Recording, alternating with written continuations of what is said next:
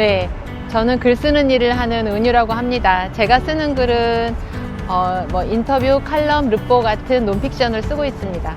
저의 달라진 점은 이제 타자의 삶을 잘 듣고 기록하다 보면 이렇게 섬세하고 내밀한 이야기를 듣게 되잖아요. 그래서 그 기록의 과정을 거치고 나서 타인에 대해서, 타인의 삶에 대해서 함부로 쉽게 이럴 것이다 저럴 것이다 이야기하지 않게 된 것, 타인의 삶을 조금 더 사려 깊게 대할 수 있게 된 게 저의 좀 변화예요. 그래서 예전 같으면 그냥 뭐 저런 게 어딨어 이렇게 판단했을 텐데, 지금은 왜 저렇게 할 수밖에 없었을까, 조금 속사정을 알고 싶어 하는 사람, 그래서 타인에 대해서 뭐라고 이야기하기가 조금 조심스러워진 것 같아요. 우리가 그냥 타인에 대해서, 그러니까 청소년은 뭔가 미숙한 존재일 것이다, 제가 그렇게 많이 생각을 했고 동료 시민으로 대한다는 의식을 갖지 못했었거든요. 근데 이야기를 나눠보면 나이가 어리다고 생각도 어린 건 아니고, 어떤 부분은 또 굉장히 성숙하고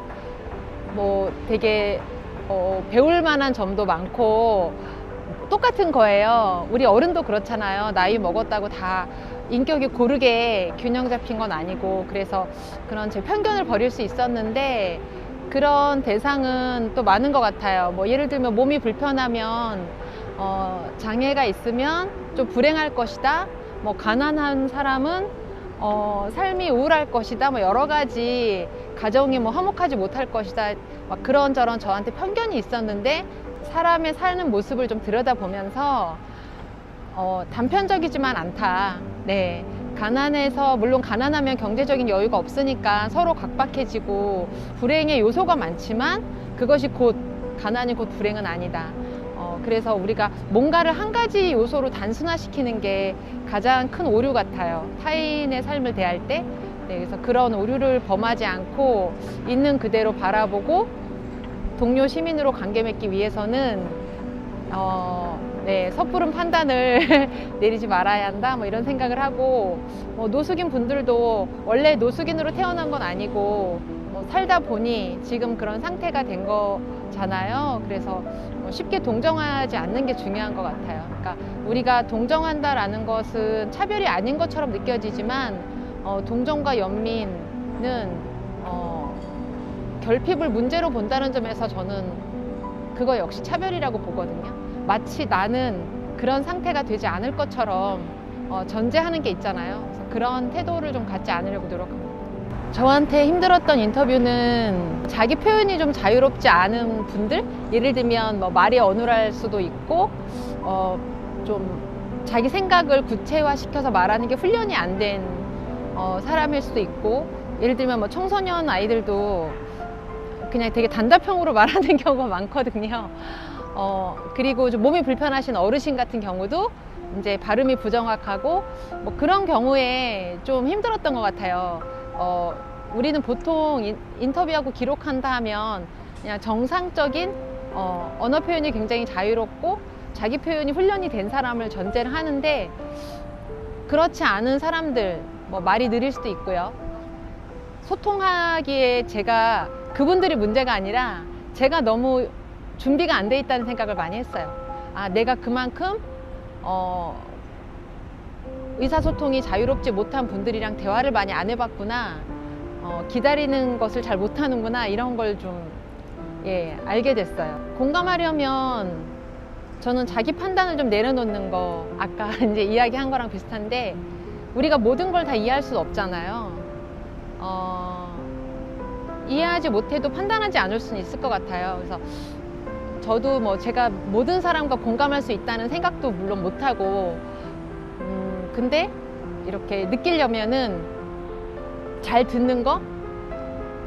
근데 자기가 어떤 기준이 너무 확고하고 이건 이거야 라는 자기 기준이 분명하면 타인의 말이 잘 안 들리거든요. 그래서 그냥 결정하는 말을 막 해버리고 이래서 이런 거 아니야? 그리고 자기 판단을 내세워서 타인의 입을 막는 경우도 되게 많아요. 그래서 공감을 하려면 내가 모른다는 거, 타인은 내가 알 수 없다는 거, 그거를 항상 명심을 하고 그리고 기다릴 줄 알아야 되는 것 같아요. 그러니까 내가 원하는 그 속도와 상황에서 공감이 이렇게 되는 건 아니잖아요. 그래서 공감이 안 됐을 때도 포기하지 않고 계속 타인에게 다가가려는 노력. 제가 다음에 할 작업은 미등록 이주 노동자들 있잖아요. 미등록 이주 노동자들의 자식들, 아이들, 자녀들이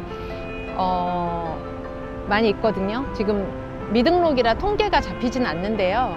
고등학교 때까지는 공부할 기회가 UN 뭐 아동 인권 헌장 뭐 이런 것으로 인해 보장이 돼요. 그래서 강제 출국을 못 당하는데 이제 고등학교가 되면 우리나라를 떠나야 되거든요. 근데 그 아이들은 우리나라에서 태어났고 자랐고 한국말을 잘하고 친구도 다 여기에 있는데 한 번도 가본 적 없는 자기 본국으로 추방되는 게 좀 부당하잖아요. 그래서 그런 일이 있다는 것을 제가 알게 됐고 같이 좀 작업을 하자는 의뢰를 받아서 네, 한번 해보려고 예, 계획하고 있습니다. 이제 삶이 어떻게 보면은 쉽고 어떻게 보면 또 너무 어렵잖아요. 그냥 그래서 너무 복잡하고 힘든 상황이 많은데 그럴 때는 너무 먼 미래를 생각하지 말고 오늘 하루만 잘 지내자. 저는 이런 생각으로 많이 살거든요. 오늘 하루 당장 뭘 먹고 누굴 만나든가 해서 오늘 하루를 무사히 넘기면 또 내일도 잘 살 수 있다. 너무 앞을 미리 내다보고 우리가 걱정을 많이 하잖아요. 내가 나중에 뭐가 될까, 뭐 계속 돈을 벌 수 있을까, 여러 가지 불안의 요소가 많은데 그럴수록 저는 주어진 하루에 집중하는 거. 그래서 저는 하루를 살아갈 용기가 되게 중요하다고 생각해요. 그리고 인간은 누구나 취약하니까 자기의 취약함을 부끄러워하지 않고 타인한테 손 내밀 수 있는 사람 됐으면 좋겠어요. 키워드로 한국 사회를 바로나